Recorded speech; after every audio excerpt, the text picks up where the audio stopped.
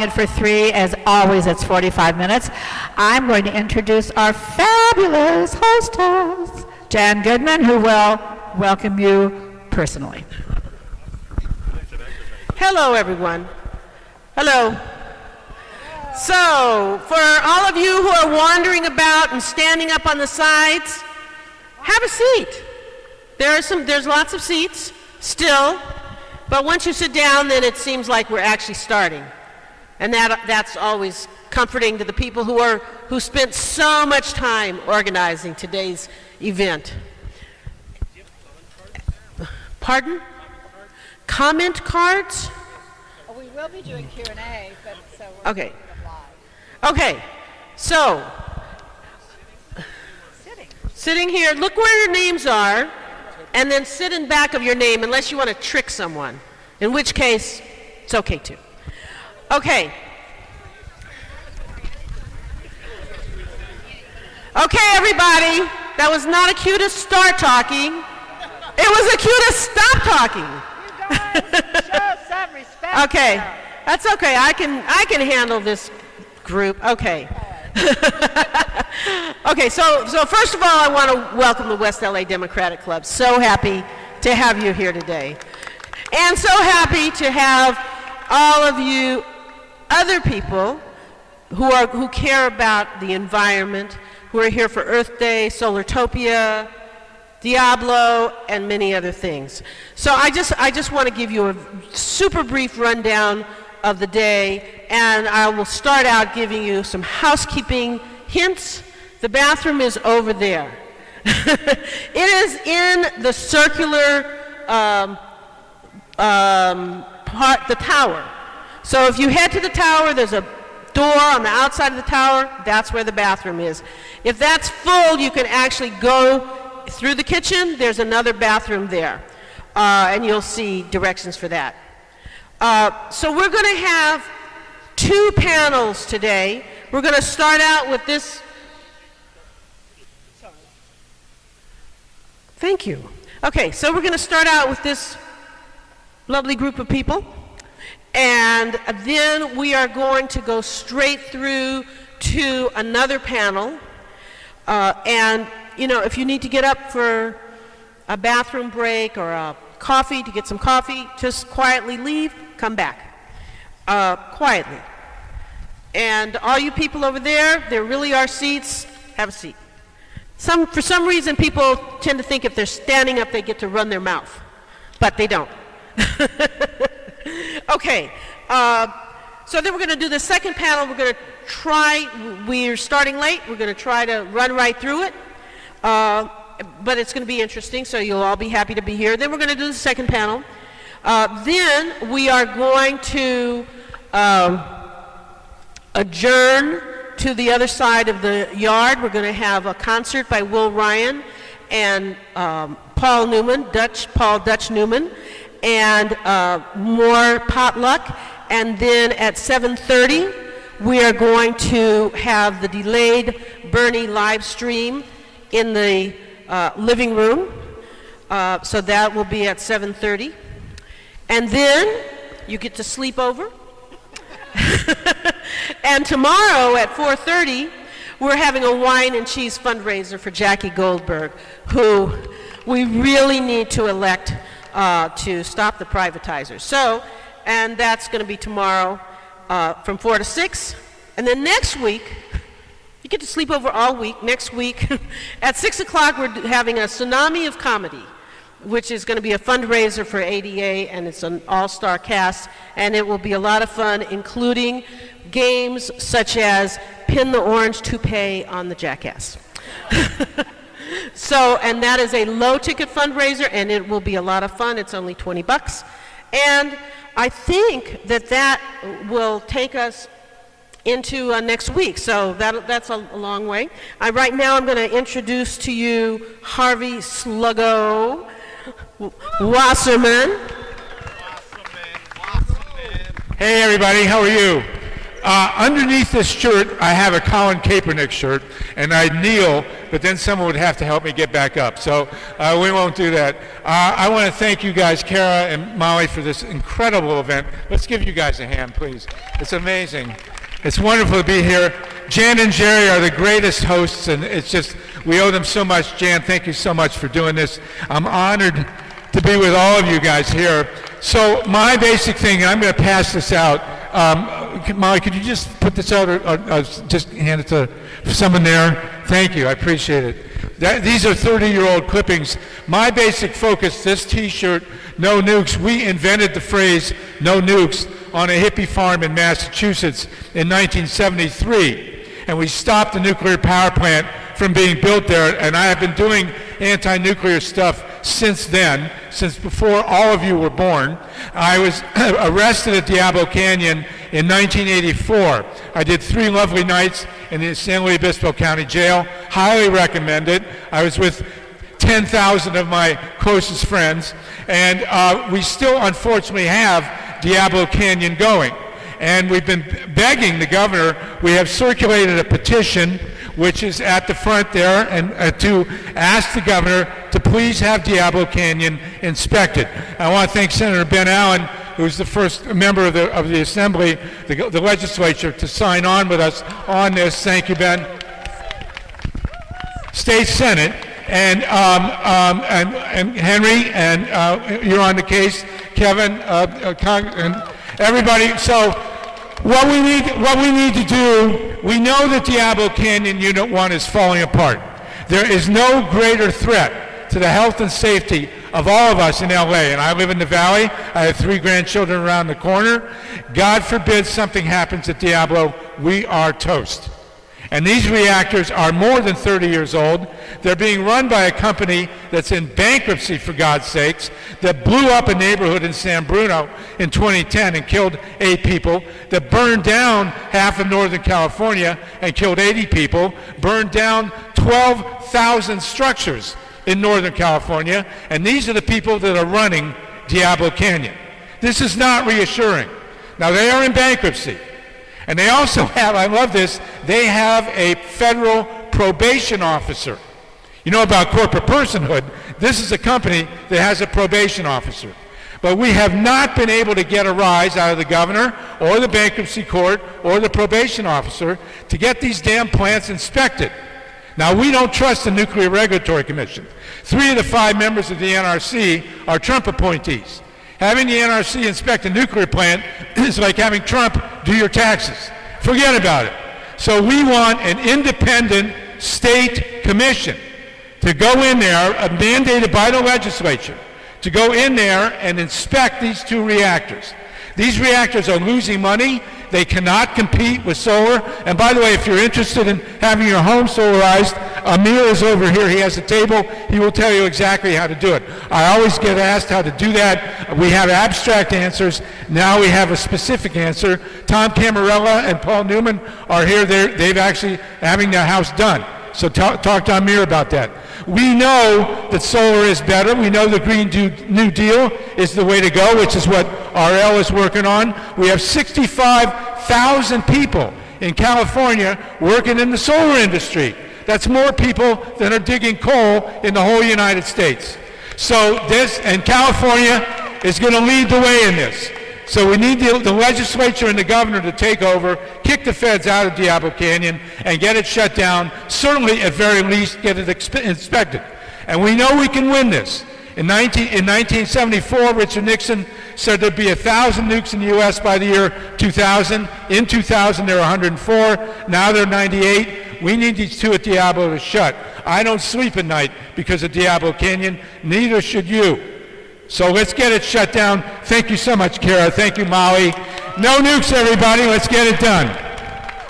Thank you. Thank you very much, Harvey Slago Wasserman, he's on Solartopia KPFK. Duane, there's the president's seat.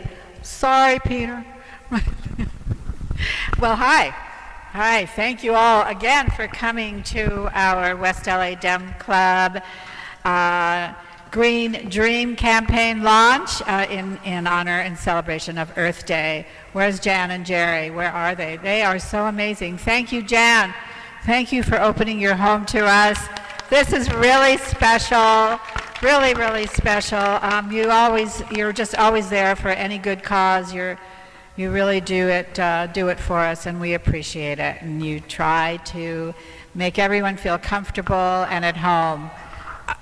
Yes? Now can you hear me? Comfortable and at home. Can you hear me? Yes? Oh, what happened? Thank you. Okay. So as you see in front of you, we are joined today by our illustrious environmental champions. We have State Senator Henry Stern, Climate Hawks vote and Chair of the California Environmental Caucus, R.L. Miller, State Senator Ben Allen, Ted Lieu's on his way, he's running late, our champion Kevin Deleon, Senate President Pro Temp Emeritus, and our really true environmental city council person, Paul Koretz, and President of People Demanding Action and the Climate Mobilization Advisory Board Chair, Russell Greene. Yeah. So we will be hearing from all of them. They'll all give us a little brief rundown, past, present, and future, what inspired them to be here on the Climate Wagon, what they're doing about it, what they really are doing to, help the world, as we all know they are, because that's why they're here, and how we can help them move forward. So we'll be hearing from them in a minute. And we are also joined by eight presidents or representatives of Democratic clubs, 8 Democratic clubs here in Los Angeles, being committed to taking Molly's climate pledge, her Green Dream pledge. Here comes Ted Lieu, Congressman Ted Lieu.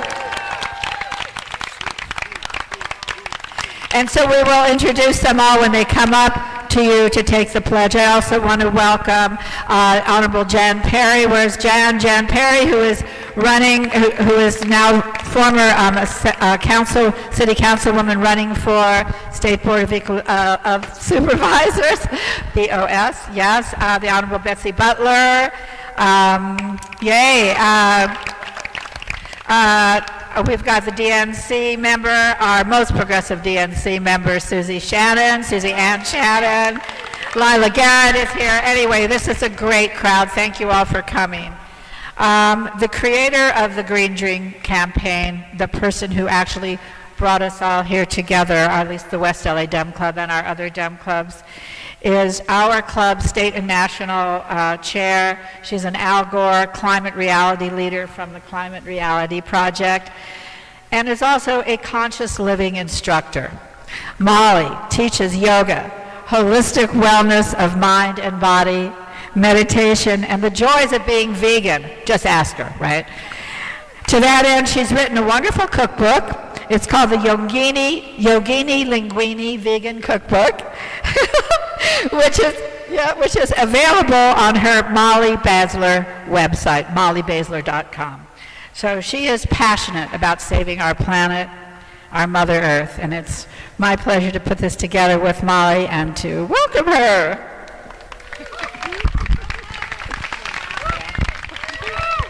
Thank you. Thank you, everyone. Oh, I'm so grateful and excited to have, everyone come out and support this. It means a lot to me and my heroes, that I've, the past couple years, the more involved I've gotten, I used to go to events with these people, and now I'm part of an event that I've created, and they're here to support it, and that means a lot. It's exciting.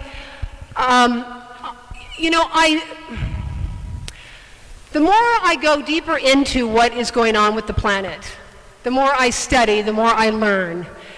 It is a very, very, very serious issue.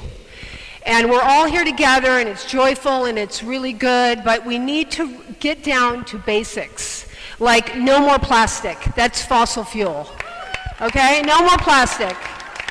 And it's what shocks me is the companies in America that are the wealthiest are the ones that are destroying the planet the most, and humans. We live here. So it's not just the health of the planet, it's the health of us, human beings. And that has got to stop. So it's great we get electric cars, we get solar, but it's also what we do when we go to the grocery store. And to support green companies. Like I did a flyer that will be passed out. I found a Greene printer in Berkeley, California, and they're unionized, which made me think the green energy businesses and companies need to start unionizing. So we have green unions. So I'm in for doing that, going and making changes there. But what happened with the Green Dream campaign was when I first joined the Democratic Club, the West LA Dems, I noticed going to all the events, they were still using plastics and there was no recycling and there was no composting and there was lots of meat and dairy on the food smorgasbord. And that is one of the biggest causes of carbon emissions is the meat and dairy industry. Another industry that's destroying the planet and destroying the health of people. So I thought, what's going on here? So I started to think maybe I could do something. Maybe I could create a campaign that would help with this and direct our clubs in a better direction. So someone told me to contact Senator Ben Allen, and he has been the champion on this. So I did that. This was a year and a half ago, and I actually talked to Sam, and he put together a phone call. I don't know if you'll remember this, but I was all excited, and it was his environmental team, and he was the first person who said, that's a great idea, you should do it. And that inspired me to move forward. And so and then he also said, well, you should contact R.L. Miller. I didn't know R.L. Miller at the time. So I contacted R.L. Miller, and she helped me. She's the one who told me to write out a code of ethics, which I did, 9 code of ethics, which we'll all read together. So it has gone in stages, and it's been my champions. And then I presented it to the West LA Dems. They were on board. Cara's been a champion and excited about making changes so we can help the environment. And it is the actions at the grassroots level that rise up at the top. And I'm saying not just 8 clubs, but I think we can do all the clubs in California, all the way up to the Capitol. Why isn't the Capitol green and sustainable? Okay, so I want to thank you, and I want to introduce my champion, environmentalist, Senator Ben Allen.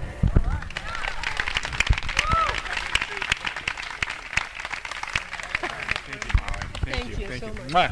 Well, thank you, Molly. Thank you so much for this. This is, I'm just so glad to see so many people here and in support of such an important cause. And there's no question that when we got started, we have so many environmentally oriented people in our party.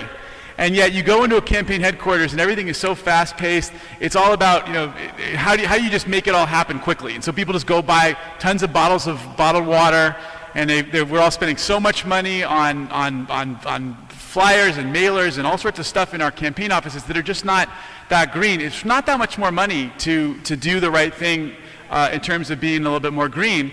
But it ultimately doesn't end up happening. And I think one of the things we want to do is try to change the behavior. And so when Molly came to me, I said, this is such a no-brainer. You're absolutely right. We have so many wonderfully motivated people. These are all great folks who want to make the world better. We're all Democrats partly because we want to green up our environment, and we're so sick and tired of the battle, the war on the environment from coming at us from the Republicans. And so why don't we take advantage of the energy to actually just be a little bit more conscientious? That's one of the things that's been frustrating about this battle.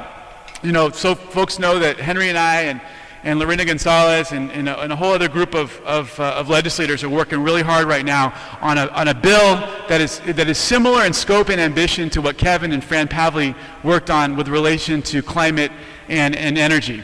And that is our attempt to reduce waste, reduce plastic pollution, and it basically does something very similar to what Fran did, which was to basically say to the Air Board, hey, we want to cut down our greenhouse gas emissions by a certain percentage. You help us get there. come up with some regs to get us there. Let's do this. And as a result, we have turned around the ship in California, and we've reduced our greenhouse gas emissions dramatically, and we've started to show the rest of the world that we can have a strong, vibrant economy while at the same time doing right by the environment.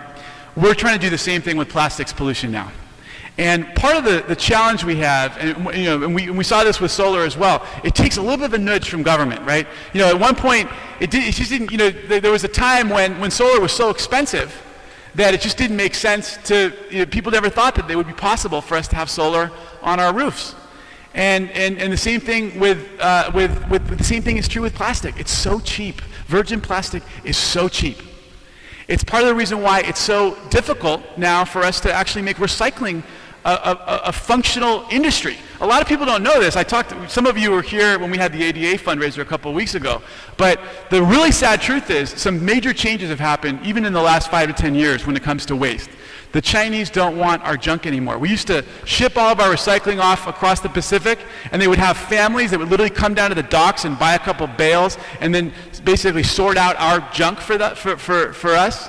And then ultimately things would get recycled. The whole new policy, National Sword in China, has literally put a stop to this. And so our recyclers are starting to go out of business. They don't know what to do. Oftentimes stuff gets rerouted down to Southeast Asia where it gets incinerated. It would be better off for it to be landfilled here in California. And the sad truth is, in terms of plastic, but basically just the number 1 and number 2 plastics are actually getting recycled. There was a time when 3 through 7 was you could get about $20 a ton for that sort of plastic. Now it's literally negative $10. So we have to pay people to take this material to recycle it. So the bottom has fallen out on recycling. What we're trying to do is our bill will put in place new protocols. This is SB 45, by the way, and it basically puts in new protocols for required recycled content. And it also says that we're going to reduce our single-use plastic waste by 75% by 2030. And it's such an important bill.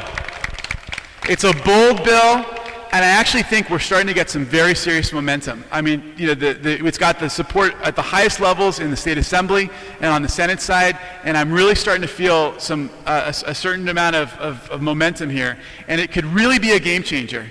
And ultimately, what we're trying to do is help to make it a little bit easier for people to make the right decisions. If our pricing system were just a little bit more reflective of the true costs associated with plastic pollution, no Dem Club would even start to think about buying the kind of products that they've bought in the past. Because the economics wouldn't be there. You know what? Not only would no Dem Club, no Republican club would, right? Because in the end of the day, right now, the economic, it's maybe a couple of them, because they're such bad faith. But the most of them, they're kind of famously cheap, right? They don't want to spend any money on helping any other people. So what we're trying to do with SB 45 is change the game, change the conversation, and get to a place where the true cost of society associated with this plastic pollution will be reflected, and that we'll start to have really good products at competitive rates.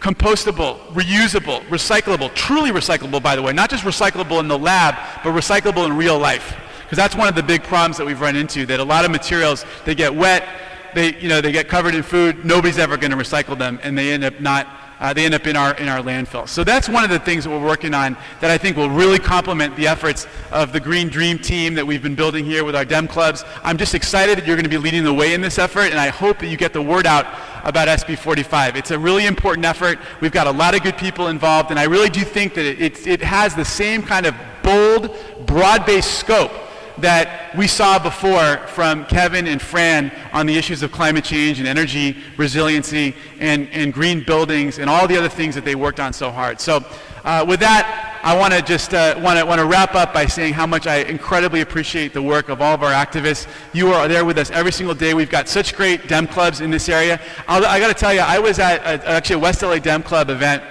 a while back, and there's some parts of the state, I was with the speaker actually, and we were talking, we were standing there together at the West LA Dem Club, and I said, oh, you must have a lot of these in your district. And I don't think that he was asked to go to a single debate when he first ran for the assembly.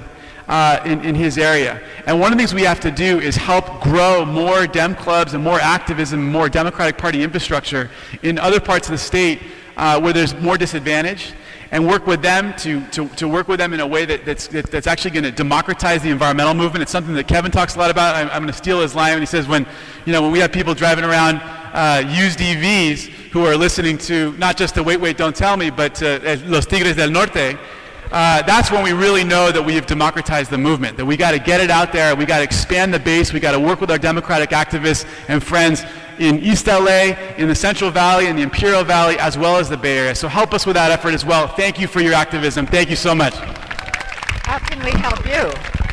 How can the Dem clubs help you with your bill?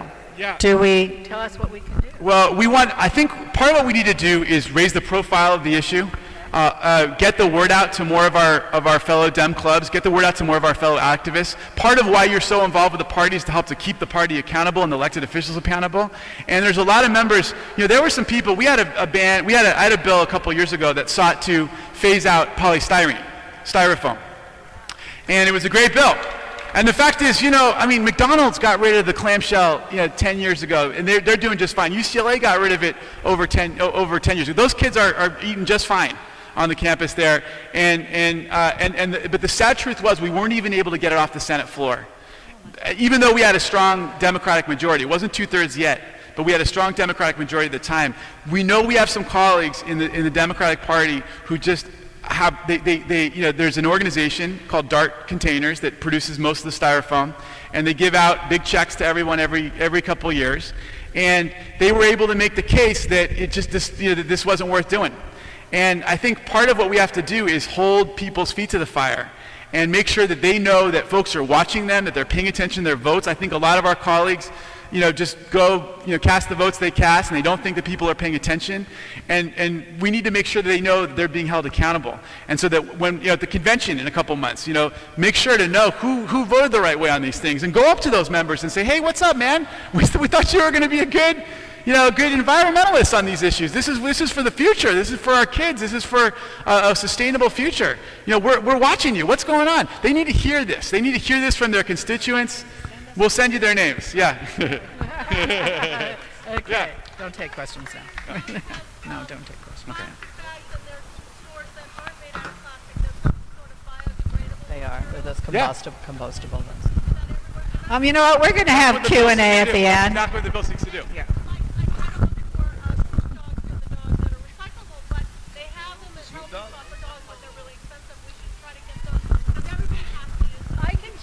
You know what? Yeah. We can't. Yeah. Okay. My whole point is with this bill, it's not just going to be about doing the right thing just because we think it's the right thing. It's actually going to be required, and it's going to lower the prices, so everyone's going to do it. You guys? Yes, the law. We like the law. Okay, thanks. You know what, you guys, if you have questions, can you maybe raise your hand and we can pass out some cards for you to have so we can ask the panel afterwards, because if we sit and have a Q&A with every speaker, we'll never get to the music. Okay. Yeah. SB 54. So it's SB 54. And 45 is the bond. 45 is the bond, 54. That's the same number, 54. 54. And then we're going to hold Ben to getting us all the names of the people we need to attack at the convention. Okay. Okay. So our next speaker is our Congressman Ted Lieu, who sits on the powerful House Judiciary Committee and the House Foreign Affairs Committee. And as we all know, yes, I know. Birthday, dear Ted. Happy birthday. Whoa, yes, his parents are giving him a party in just a little while, so that's why he needs to come up. Anyway, we know Ted, don't we, from his response to the Trump tweets. Every day, those Trump tweets, and Ted really gives him back. Ted's always been an outspoken proponent for tackling climate change. In his first term in the California Assembly, he co-authored AB 32, the landmark Fabian Nunez-Fran Pavley Global Warming Solutions Act. And now, again, he's introduced the Climate Solutions Act of 2019, following the Climate Solutions Act of 2015, and which Ted hopes maybe now with the Democratic House we might actually get something done. So let's give Ted a rousing applause, and he'll tell us what's going on.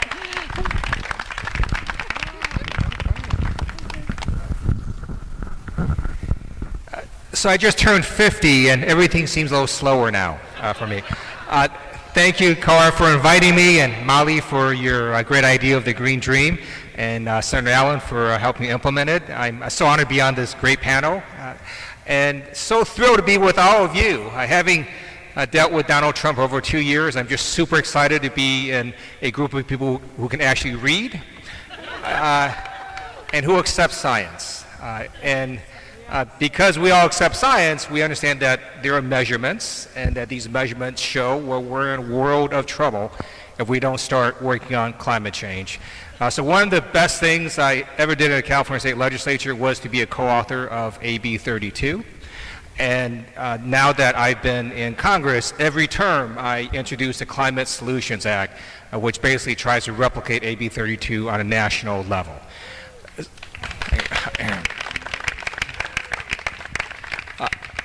I also co-authored the Green New Deal. And I think it's great for generating excitement and passion and interest among people across America. As many of you know, it's also a resolution, and it doesn't have the force of law.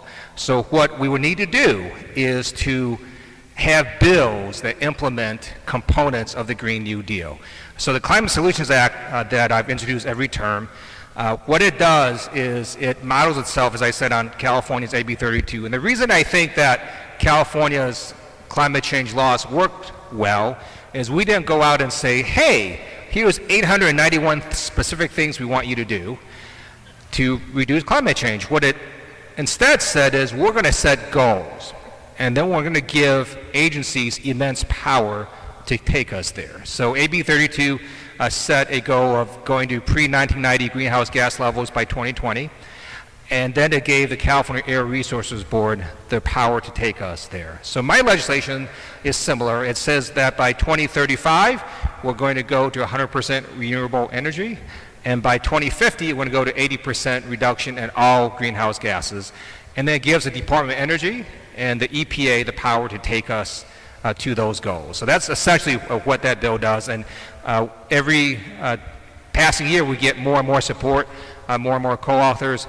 And all this activism by all of you here does make a big difference. I do believe that Abraham Lincoln had it right when he said that public sentiment is everything. With it, nothing can fail. Without it, nothing can succeed. And the constant pressure that we put on people to simply accept science and to acknowledge climate change has worked. So even just 10 years ago, a majority of Republicans in Congress would deny climate change. Now that's flipped. And I was at a hearing, I'm on the House Foreign Affairs Committee as well, so we had a hearing on climate change and national security. And the opening statement from Republican Ranking Member McCall out of Texas acknowledged climate change, acknowledged that it was affecting our military bases, and then his sort of whole view was, well, how can we address climate change on a cost-effective basis? And we'll have arguments on that. But at least that's a massive shift in ideology in just a decade. So we've already sort of moved the ball forward quite a bit. We now no longer, well, actually, other than the president, we now mostly have people on board that accept that the climate is changing, that the earth is heating up, and that it's largely caused by human beings. So that's a pretty big shift. And if you look at now the arguments in Congress, it has to do more with, well, how do we address this problem now? What are ways we can actually address it?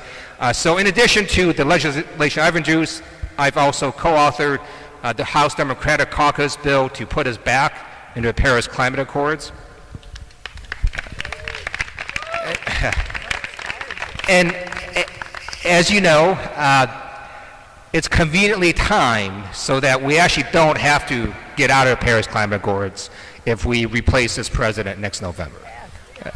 All right, so Carr wanted me to end by saying what inspired me.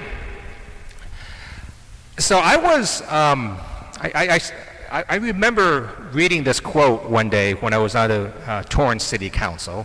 And by the way, before politics, I didn't do a lot of thinking about climate change. It's not one of those things that sort of was on the forefront of my mind. But once I got into being the elected official and I was on the city of Torrance, I thought, there's all this stuff we could do to green the city of Torrance that wouldn't cost a lot of money, and it just seemed that it would actually save money. But I remember reading this quote one day, and I was actually on an airplane reading this, but it was a Native American quote, and it said, "We don't inherit the earth from our ancestors, we borrow it from our children." And I want to make sure that my kids have an environment that is at least the same, or at least not worse than what we have now. And so that's what got me involved into the environmental movement. And then I saw an inconvenient truth, and that just settled it for me, and I started working on climate change ever since then. So thanks for being here, and look forward to working with all of you as we make our planet safer. Thank you so much. Oh, am I next? Okay, I'm next. I'm going to, I just wanted to say really quickly, if you noticed, we have no plastic bottles, and all the product over there that we're serving on is compostable, repurpose, so that it's made from plants. It's made in LA. Actually, this company donated all these items to this event, so it's called Repurpose, and it's up on the Green Dream campaign website. I have a whole resource page, so it makes it very easy for everybody to go on, click, get your product, get this, get that. You're on your Green Dream future. So with that, I'm going to introduce Council Member Paul Koretz, and he is a wonderful environmentalist and animal activist, and has raised awareness for veganism, and he is creating the Climate Emergency Mobilization Department, in which we as climate leaders have gone down to the council and spoken in support of. So it's my honor and privilege to introduce Paul Koretz, Council Member Paul Koretz.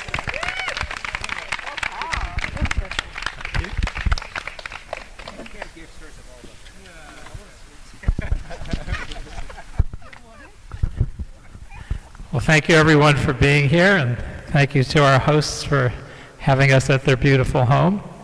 I'm pleased to be on a program with such terrific climate leaders, my friends and co-conspirators, RL and Ted, Kevin, Ben, Henry, and Russell.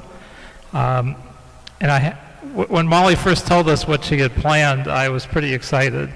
Anyone who challenges the whole party to step it up, particularly on an environmental set of issues, I want to be as supportive as I possibly can. Now, we were asked to talk about how we first got involved in climate and environmental issues. And my start was quirky. When I was 9 years old, I think it was my third grade class that did a field trip to Supervisor Kenneth Hahn's office. And there were some materials on a counter, and I started looking at this, and it kind of captivated me. It was something like a 70-page brochure of letters that Kenny Hahn had sent to every possible government agency asking for help in combating smog. And this was in the mid-60s.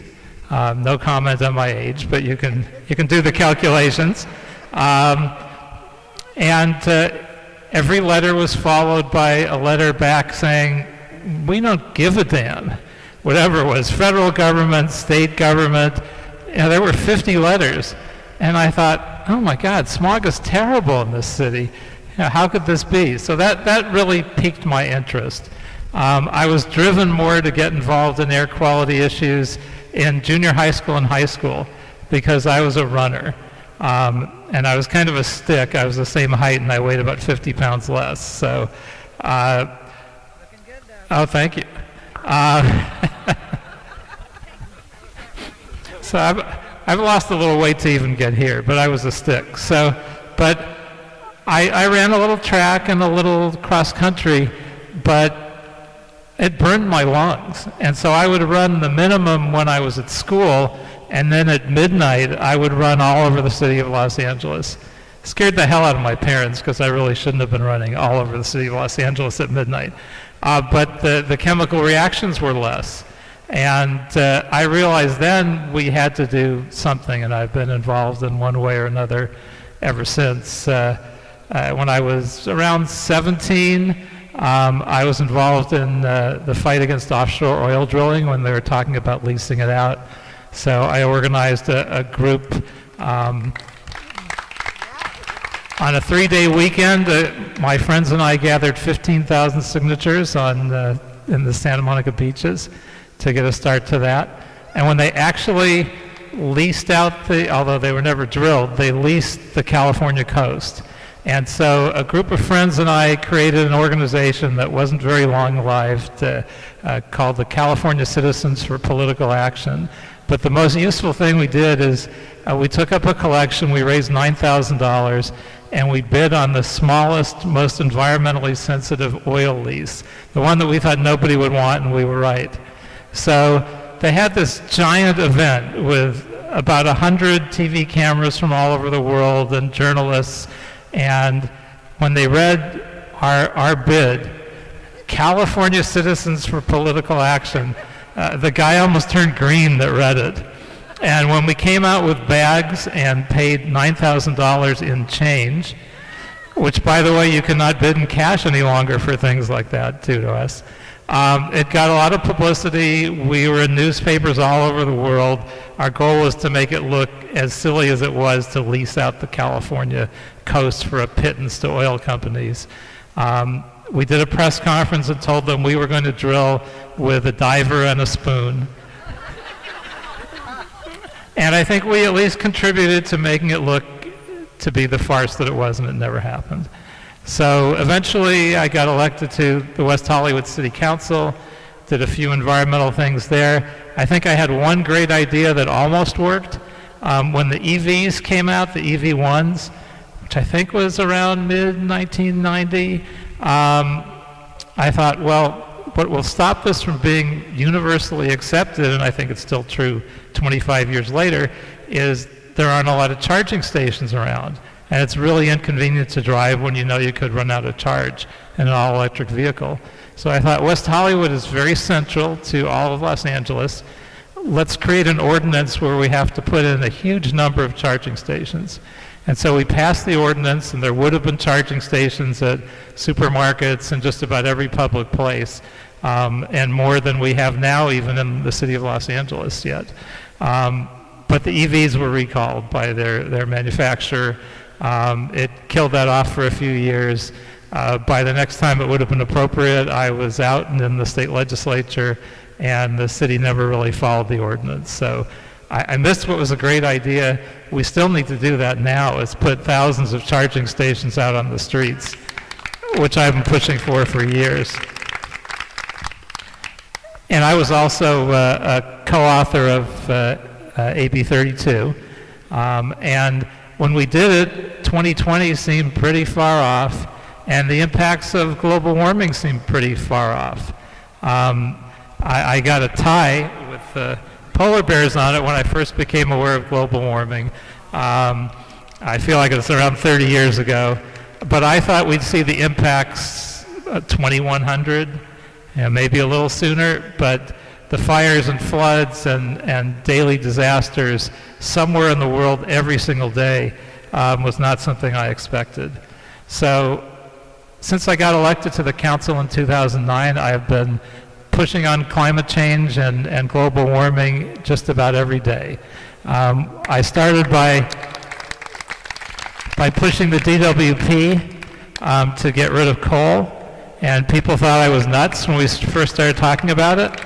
But the Navajo generating station, July 2016, stopped coal. Our last plant is supposed to get off coal by 2025, and I'm pushing to see how we can make that faster. Also, we recently announced that we weren't going to repower our 3 gas plants, which is a great step. But nowhere in this country and in the world are we moving far enough, fast enough. So a couple of years ago, I got together with Naomi Klein and leading environmentalists and environmental and social justice groups to launch an effort to create what we call the World War II level mobilization on climate change. So we realize this is a real emergency and we all have to pull together, and this has to be our focus till it's done. So to do that, we proposed the first climate emergency mobilization department in the world. It passed a committee a little over a year later in a slightly different form, so it'll be a climate emergency mobilization office, and it'll have a commission attached to it, and staff that we funded last year, but now we have almost have approval to do that. Also, when we talked about a World War II level mobilization, we got blank stares, but when we now compare it to the New Deal, suddenly we have branding for what we're trying to do. So we also have a Green New Deal in LA proposed. Also, when we finally bring this to council, it will also clarify that we have declared a climate emergency, because most cities in the world that are involved with this movement took us as having been the first one to declare it. There are now over 400 cities a year and a half later that have done it, maybe the most notable being London, which is pretty amazing to me. So we will officially make it clear that we have declared a climate emergency and that we need to take every possible step to deal with it. I'm kind of running out of time, so I won't say a few of the other things I was going to say. I will point out that one of our programs, which we introduced, the Cool Blocks program. So we basically would take individual blocks, and we did 9 as a pilot, and we would reduce water use, electricity use, create greater emergency preparedness, reduce our power use, and it's worked really well. And we actually had a big power outage on one of these blocks, and we were able to mobilize, help the elderly that had been identified, go to the people with the biggest refrigerators, and make use of that. And along the way, community realized that there were people who had not known each other and lived on the same block for 40 years, so we also really created some great community as well. I look forward to working with all of you on making this a success and saving the planet, which we all know we have to do. And I want to thank Molly for the Greene team and this whole idea. It's essential for getting us where we need to go, and organizing the Democratic Party is a really terrific step. So I look forward to working with all of you to accomplish the greatest feat in human history. And we have to do it. It sounds overpowering, but we have no choice. We just have to do it. So thank you, everybody. And I would like to present certificates for doing this to Molly Basler. Molly. And to Cara and the West LA Democratic Club as well. Thank you. That's so sweet. That's very thoughtful. Thank you. Are they compostable? They're recyclable. I've had to recycle them.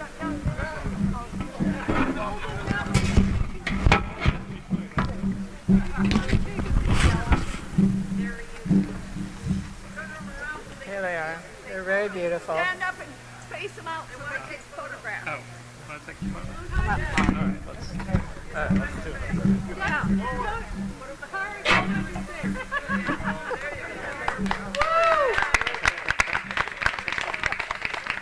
Beautiful. We got nice room for the art. Yeah, right? Thank you.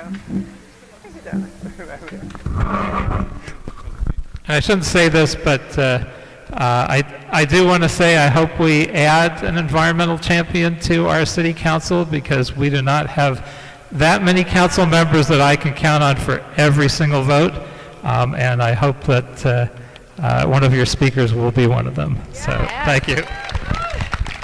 Gee, how perfect is that? Maybe one of our speakers, maybe our next speaker, might be a future city council member.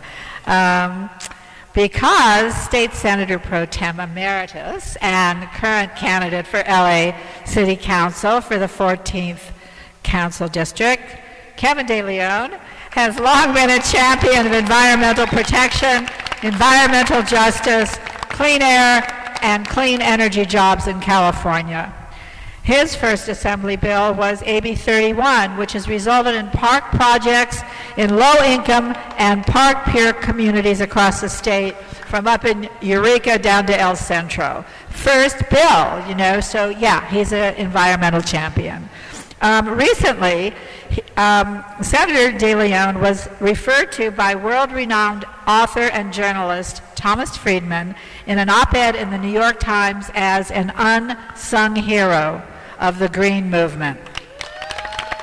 Friedman said, to have a Green Real Deal, a strategy proposed by Ernie Moniz and Andy Karsner, who were energy secretaries under Obama and Bush II, respectively, every state or city would have to adopt its own version of a plan that California approved last year called SB 100. And as we all know, SB 100 is Kevin's landmark bill, which sets California on path to 100% renewable energy by 2045, cleaning up our air and creating good jobs in the process. It's the law. Now, let's hear from our friend and champion, Kevin Deleon.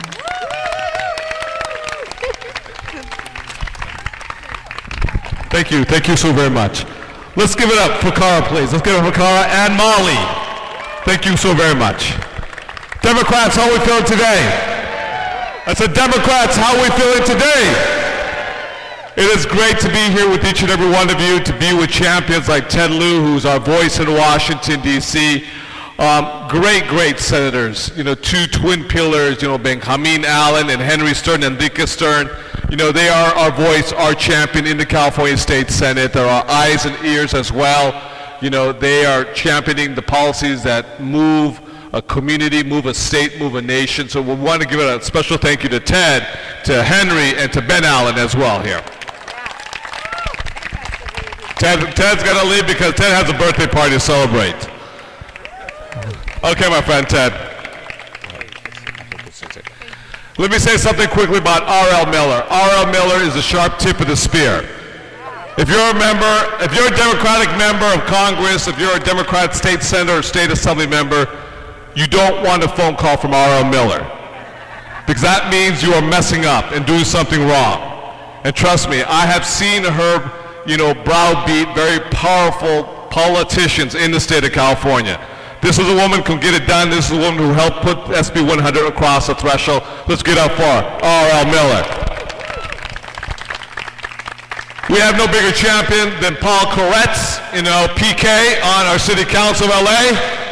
Thank you very much for being our conscience, what you do for us every single day, especially with regards to making sure that coal is no longer part of our portfolio at LADWP. Let's get it for Paul Koretz. Russell Greene, who will be up here in a few moments. I want to thank you very much for your championing the environment, what you do to help move policies, to speak out proudly and loudly, to improve the human condition for all Californians, for all Americans. So give it up for Russell Greene as well, too. Now, very quickly, I'm not going to give a speech. You know, you may not know, but I am a professor now at UCLA. Yeah. So what I'm going to do is just a quick primer. As Ted just mentioned a few moments ago, AB 32. Paul was an author of AB 32, a co-author, as well as Ted. I wasn't there at the time, but both Henry and Ben and I had an opportunity to move forward SB 32. I'm the joint author, along with Francisca Pavli. We're both two co-authors here. AB 32 takes 40% of greenhouse gases to 1990 levels by the year 2030.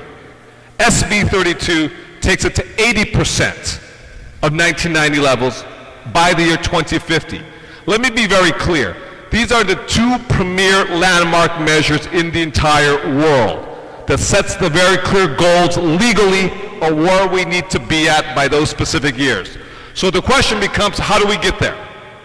On one end, with regards to stationary sources, refineries, for example, in the South Bay, big manufacturing plants, intensive energy factories that are stationary, smokestack emissions of greenhouse gases, NOx, SOx, particulate matter 2.5. That is governed under cap and trade. Controversial. Does it work? Does it not work? Did we give too much an agency to figure out, do we actually reduce greenhouse gases in California? But that's stationary sources. The second is decarbonizing our grid. When you turn your lights on and off, when you cool your room, when you heat your room, when you power your businesses as well as your home, that's electricity. And where does that electricity come from? On the grid. Well, that is 100% clean energy. And at one time in California, the grid represented 50% of carbon dioxide emissions. Today in California, it represents 20%. 20%. Not enough, but 20%. So we're going on the pathway to 100% clean energy. Right now, it shows you demonstrably that in California, the way we have actually reduced carbon dioxide and other criteria pollutants, scientifically, fact-based by any objective measure, has been by decarbonizing our grid and by energy efficiency. And the last big bastion that we have to tackle is transportation, tailpipe emissions, because it accounts in California for 40% of carbon dioxide emissions. Now, let me be very clear here, because the question was also asked, how do we get involved in climate change? Now, I'm an accidental environmentalist, because I was never a traditional environmentalist. California League of Conservation Voters, no. NRDC, no. Sierra Club, no, because they didn't exist in the neighborhoods that I grew up in. But when I became an assembly member, I realized through cap and trade, through the auction revenues, that there was going to be billions of dollars on the table. And none of that money was going to find itself to communities of color that are disproportionately impacted by climate change, greenhouse gases, and other criteria pollutants that our children breathe into their lungs every single day. So I authored SB 535, which takes a 25% minimum baseline floor of all auction revenues and invests those dollars in communities that are disproportionately impacted by climate change in the state of California. It's the first of its kind in the nation. And to date, we have invested $1.4 billion, bundling dollars for rebates to buy electric vehicles.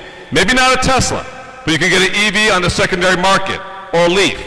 Rooftop distributed generation for low-income solar. Weatherization, energy efficiency, how you reduce your energy load, planting trees, sequestration. These are jobs that are created, economic growth, and putting people to work in California. And then I realized, well, why not be a national leader on this issue?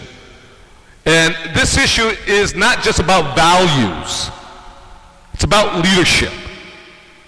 And it's about the right leadership. We have a bunch of Democrats all over the place. Doesn't necessarily mean they're going to do all the right thing. It's about leadership. Because the New Green Deal, I'm going to say to each and every one of you, we've been doing a New Green Deal right here in California for a very, very long time. Because we're about exporting California values to Washington, not the other way around, my friends. We have the new Green Real Deal in California. That has been happening for decades with so many activists here today. And that's what we're moving here in the great state of California. This is what we need to keep moving right now in California, because if we do it here in California, it's a model for the rest of the nation as the world. Now, when I did 100% clean energy, decarbonizing the grid, the idea wasn't just for the fifth largest economy in the world to decarbonize our grid. It was about showing other states that they could do it too. Just 3 weeks ago, I was with Michelle Lujan Grisham from the state of New Mexico. She just signed 100% clean energy for the state of New Mexico. Jay Inslee, governor of Washington, who's running for presidency of the United States, he just introduced SB 100 in the state of Washington.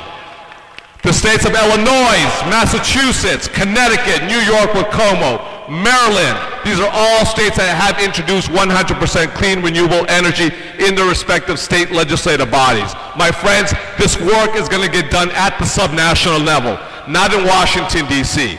It's going to happen at the subnational level, state by state, city by city, like the leadership of Paul Koretz and others. This is how we get this done. Sometimes we get lost by looking for leaders in Washington, D.C. No, my friends, the leaders are right here. We are the leaders here. These are the leaders. Don't look far away. We are the leaders.